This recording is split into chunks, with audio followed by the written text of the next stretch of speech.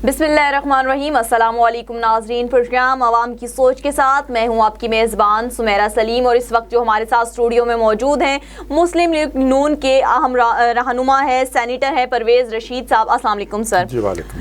नाज़रीन, जिस तरह से परवेज़ रशीद साहब को कौन नहीं जानता, मुस्लिम लीग नून में जो है एक ख़ासी शख्सियत है कि जो उनका एक अहम किरदार रहा है हमेशा से मुस्लिम लीग नून के हवाले से। अगर हम बात करें हर टॉपिक पे इनके हवाले से बात भी की जाती है। सर, मैं आपकी तरफ आऊँगी, हम आपसे जानना चाहेंगे कि जब मुस्लिम लीग नून का दौर था तो हम देख रहे थे पीटीआई वालों की तरफ से बड़ा वावेला मचा था और हुकूमत गिराने की बातें थी और वो वज़ीर आज़म कहते थे कि जब महंगाई हो या इस तरह की चीज़ें हों तो समझ लेना कि हुक्मरान चोर हैं। ये उनके अपने कही हुई बातें थे।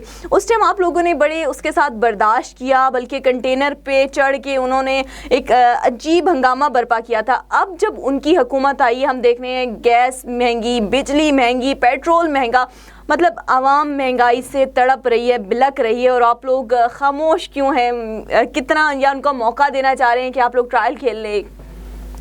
चूँकि आपने ख़ुद, आपका जो सवाल है उसमें आपका जवाब मौजूद है कि उन्होंने कहा था कि अगर मुल्क में महंगाई हो तो वज़ीर आज़म जो उस वक्त का होता है वो उसका ज़िम्मेदार होता है। लफ्ज़ उन्होंने कुछ और बोले थे, मैं अच्छे लफ्ज़ में कहता हूँ कि ज़िम्मेदार होता है। तो अब वज़ीर आज़म ख़ुद उसके ज़िम्मेदार हैं और पाकिस्तान के लोग जो हैं वो उनके झूठ रोज़ बेनकाब करते हैं। जो हुकूमत अपने झूठ के बोझ में ख़ुद ही डूबती चली जा रही हो, उसके लिए हमें कुछ ज़्यादा एफ़र्ट करने की ज़रूरत नहीं है कि उनके गुनाहों का बोझ ऐसा है कि उनका गुनाहों का बोझ जो है वो उन पर रोज़ बरोज़ ऊंचा होता चला जा रहा है और अब वो उनकी नाक तक पहुंच गए, सांस उनका आना बंद हुआ है, इसलिए कि आपको हुकूमत नाम की कोई चीज़ की नज़र नहीं आती। अगर हुकूमत हो तो ये नहीं होता कि आटा जो है वो एक दिन 40 रुपये किलो है और दूसरे दिन वो 70 रुपये किलो या 30 रुपये किलो आटे की कीमत में इजाफा हो जाए। और पाकिस्तान में तो आटे की कोई किल्लत नहीं थी। 2 लाख मेट्रिक टन आटा हमें तकरीबन रोज़ चाहिए होता है पाकिस्तान के 22 करोड़ लोगों के लिए। 24 लाख मेट्रिक टन आटा जो है वो पाकिस्तान में पैदा हुआ और मौजूद था। अगर किल्लत हुई तो इसलिए हुई कि हुकूमत नहीं थी। चीनी की कीमत क्यों बढ़ गई? गन्ना पैदा हो रहा है, चीनी वाफर तादाद में मौजूद है, बल्कि मुल्क से एक्सपोर्ट भी की गई चीनी, क्योंकि हुकूमत नहीं थी। तो हुकूमत है ही नहीं है। हुकूमत जो है वो डेथ बेड पे पड़ी है। उसकी अनाउंसमेंट करनी है कि किस दिन अनाउंस हो जाए कि आज इनका कोई जनाजा पढ़ दे। सर, जनाजे से, सॉरी आपको इंटरप्ट करूंगी, जनाजे के हवाले से बात किया तो हमने देखा कि सोशल मीडिया बहुत इस तरह से वायरल करता है चीज़ें, तो वो कुछ लोगों ने एक जनाजा टाइप बना के वो भी किया था कि मतलब आवाम भी इस हद तक क्या इस हुकूमत से तंग आ चुकी है? आप किसी भी पीटीआई के रहनुमा को या इमरान खान साहब को खुद मेरी तरफ से ये दावत दे दीजिए कि मैं तैयार हूँ उनके साथ राजा बाज़ार जाने को, लाहौर की शालमी बाज़ार में जाने को, कराची में, और अगर कोई जगह अच्छी नहीं लगती उन्हें तो चलें क्लिफ्टन पे ले जाते हैं उन्हें। क्या वो मेरे साथ जाना पसंद करेंगे? क्योंकि उनमें जुर्रत नहीं है कि वो इन जगहों पर जा सकें। अगर किसी जगह भी वो जाएंगे तो सिर्फ जनाजा उनके पढ़ने की बात नहीं होगी, उनको अवाम के एक ऐसे रद्द-ए-अमल का सामना करना पड़ेगा जो वो बर्दाश्त ही नहीं कर सकते। इसीलिए जब हुक्मरान कैद हो जाता है, खा वो अपने महल में कैद हो, तो वो जेल में बैठे हुए उस सियासी रहनुमा के मुकाबले में ज़्यादा बुरी कैद में होता है, क्योंकि जेल में बैठे हुए को लोग इज़्ज़त दे रहे होते हैं। आज भी जब जेल से खाकान साहब आते हैं, एहसन इकबाल साहब आते हैं, तो लोग उन्हें प्यार की नज़र से देखते हैं। ये जब अपने वज़ीर आज़म हाउस से निकलते हैं तो लोग इन्हें गुस्से की नज़र से देखते हैं। तो किसी हुकूमत के लिए इससे ज़्यादा बुरा वक्त कोई नहीं होता कि लोग उनके बारे में गुस्सा दिलों में पाल लें। अच्छा सर, दूसरी जानिब अगर हम बात करें امید ہے ہم صحت یابی کے لیے دعا بھی گو ہیں نواز شریف کی صحت یابی کے لیے، جس طرح سے اللہ پاک انہیں صحت و تندرستی عطا کرے اور واپس وطن واپس آئیں. لیکن ہم دیکھتے ہیں کہ مریم نواز صاحبہ بھی باہر جانے کا کہہ رہی ہیں، شہباز شریف بھی موجود ہیں، جبکہ ایک اہم میٹنگ ہوئی. میٹنگ کے حوالے سے بھی آپ سے جانوں گی. اس وقت قیادت کے حوالے سے پوچھنا چاہوں گی کہ آخر کیا ہے، اگر دیکھا جائے بڑی خاموشی سے ایک فضا جو ہے قرار ہو گئی ہے کہ شہباز شریف صاحب بھی باہر ہے، نواز شریف بھی، مریم صاحبہ کی جانب سے بھی کوئی ٹویٹ نہیں آ رہا، کوئی بات نہیں آ رہی. آخر مسلم لیگ نون نے ایسی خاموشی کیوں اختیار کر لی گیا اور کب وہ واپس آ رہے ہیں؟ دیکھیے، اگر مریم بولنا شروع کر دیں تو عمران خان سب کو بہانہ مل جائے گا کہ میں کام کرنا چاہتا ہوں، مریم مجھے کام نہیں کرنے دیتی ہے.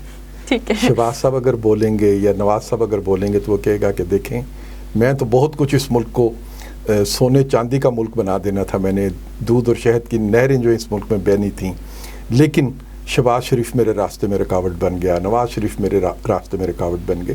تو ہم نے کہا کہ ذرا ہم تھوڑا سا پیچھے ہو جاتے ہیں، ہم خاموش ہو جاتے ہیں، آپ کو ہم موقع دے رہے ہیں، آپ چلائیے حکومت. اس لیے کہ کل کو جب اس ملک میں انتخابات ہوں گے اور انتخابات ہونے ہیں اس ملک میں، تو پھر ہم پاکستان کے لوگوں سے چل کے یہ بات کر سکیں گے کہ پاکستان کے لوگوں ہم نے اس کو پورا موقع دیا. ان کے پاس کوئی وجہ نہیں ہوگی کہ یہ بتا سکیں کہ یہ کام کیوں نہیں کر سکے. تو ہماری خاموشی جو ہے اس میں بھی یہ سیاست ہے کہ ہم انہیں بے نقاب کرتے ہیں. سر دوسری جانب ہم دیکھ رہے ہیں کہ پیپلز پارٹی بھی جو ہے تنگ آئی ہوئی ہے، ساری جماعتیں اور اتحادی بھی ان سے کافی خفا دکھائی دے رہے ہیں. تو ایسا کچھ ممکن ہے کہ مسلم لیگ نون یا پیپلز پارٹی یا اتحادیوں کو کوئی ایسا اتفاق بن سکے کہ جو ایک ٹف ٹائم دے سکیں حکومت کو؟ ٹف ٹائم تو حکومت کو حالات دے رہے ہیں. جس ملک میں بے روزگاری ہو جائے، مہنگائی ہو جائے، چیزوں کی قلت ہو جائے، تو حکومت کے لیے کوئی اچھا وقت تو نہیں ہے. اگر اچھا وقت ہو تو جیسے میں نے آپ سے کہا کہ میرے ساتھ چلیں نا، ذرا راجہ بازار کا ایک دورہ کرتے ہیں، شیخ رشید صاحب کو بھی ساتھ لے چلیں گے. تو کیا شیخ رشید صاحب راجہ بازار کا دورہ کرا سکتے ہیں عمران خان صاحب کو؟ میں تو آج بھی اپنے لیڈروں کے ساتھ راجہ بازار کا دورہ کر سکتا ہوں. یہ باہر نہیں نکل سکتے ہیں. تو ٹف ٹائم ان کو مل رہا ہے، لیکن ہم اس کی وجہ خود نہیں بننا چاہتے. ہم یہ موقع ان کو نہیں دینا چاہتے کہ وہ یہ کہیں کہ ہم نے بہت کام کرنا تھا، ہمیں اپوزیشن نے کام نہیں کرنے دیا.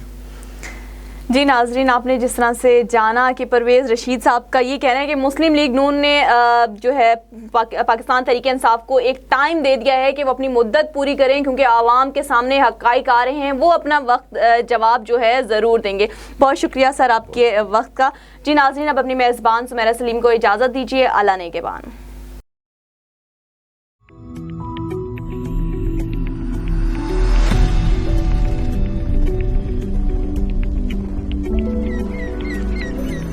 پاکستان بے پناہ قدرتی وسائل سے مالا مال ہونے کے ساتھ ساتھ انسانی وسائل میں بھی نمایاں ہے.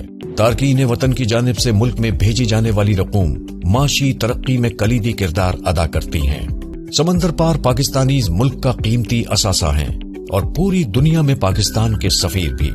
ان کی خدمات کے پیش نظر حکومت پاکستان نے اوورسیز پاکستانیز فاؤنڈیشن کا ادارہ قائم کیا ہے، جو کہ گزشتہ 40 سالوں سے اپنے سمندر پار پاکستانیوں اور ملک میں موجود ان کے اہل خانہ کی خدمت میں کوشاں ہے.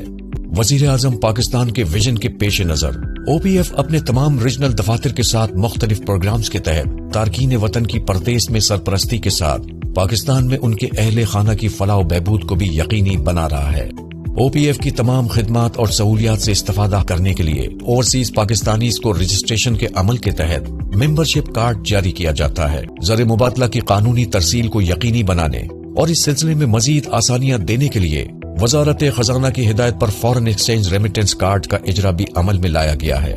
بیرون ملک وفات پا جانے والے تارکین وطن کے جسد خاکی کے ملک میں پہنچنے کے بعد خصوصی فری ایمبولینس سروس کے ذریعے ان کے آبائی علاقوں تک پہنچایا جاتا ہے. اسکالرشپ اسکیم کے تحت اوورسیز پاکستانیز کے ہونہار بچوں کو وظائف بھی دیے جاتے ہیں. حال ہی میں او پی ایف کے 3 اداروں میں چائنیز زبان کی کلاسز کا اجرا بھی عمل میں آیا ہے. او پی ایف کو ای لرننگ پروگرام کامیابی سے چلانے والا پاکستان کا پہلا سرکاری ادارہ ہونے کا اعزاز بھی حاصل ہے. او پی ایف. مزید تفصیلات کے لیے ہماری ہیلپ لائن یا ویب سائٹ وزٹ کریں.